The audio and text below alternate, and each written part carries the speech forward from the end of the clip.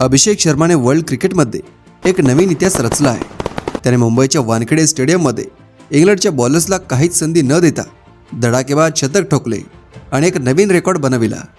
त्याने त्याच्या तुफान बॅटिंगने इंग्लंडच्या बॉलर्सला धूळ चारली आणि त्याच्या शतकामुळे भारताच्या टी20 इतिहासात एक नवीन अध्याय सुरू झाला आहे।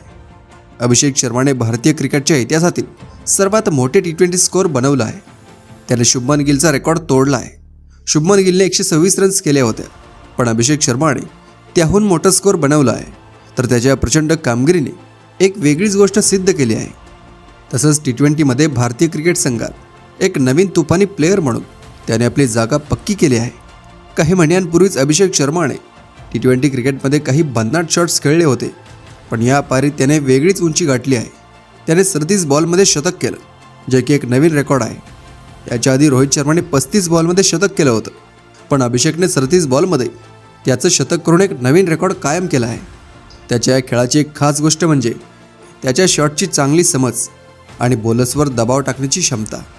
अभिषेक शर्मा जो अंदाज आणि फोकस ठेवून खेळतो तो कमी खेळाडूंमध्ये दिसतो। त्याच्या पारीत त्याने 10 बॉल्समध्ये 60 रन्स केले, जो एका प्रकारे एक अजून मोठा रेकॉर्ड आहे। अभिषेक शर्माने आजची पारी खेळून भारतीय क्रिकेट जगतात एक मोठं स्थान मिळवलं आहे।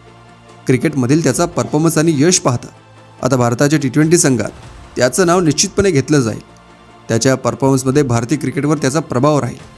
आता आपण आशा करूया की अभिषेक शर्मा आगामी मोठ्या टुर्नामेंट्समध्ये जसं की चॅम्पियन्स ट्रॉफी किंवा वर्ल्ड कपमध्ये अशीच धमाकेदार बॅटिंग करत भारताला विजय मिळवून देईल। त्याच्या या खेळामुळे एक गोष्ट नक्की आहे, भारतीय क्रिकेटमध्ये त्याचं भविष्य उज्ज्वल आहे।